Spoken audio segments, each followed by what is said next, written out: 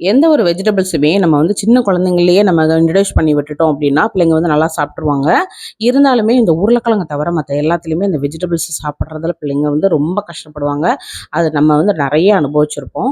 இந்த மாதிரி பீர்க்கங்காய்லாம் ரொம்ப ஹெல்த் பெனிஃபிட்ஸ் நிறைய இருக்குது. பிள்ளைங்கிட்ட கொடுத்தா குழம்புல இருந்தோ பச்சடி எது பண்ணி கொடுத்தாலுமே அதுலேருந்து கரெக்டாக தூக்கி வச்சிருவாங்க.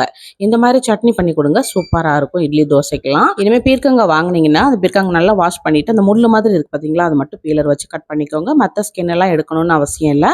அந்த கட் பண்ணதை வச்சுக்கோங்க. இப்போ வானலில் நல்லெண்ணெய் சேர்த்துட்டு கடுகு கடலைப்பருப்பு சேர்த்து ஒரு 3 பச்சை மிளகாய் சேர்த்துக்கோங்க. உங்கள் காரத்துக்கு தக்கன சேர்த்துக்கோங்க. காரம் கொஞ்சம் ஜாஸ்தியாக இருந்தால் நல்லாயிருக்கும்.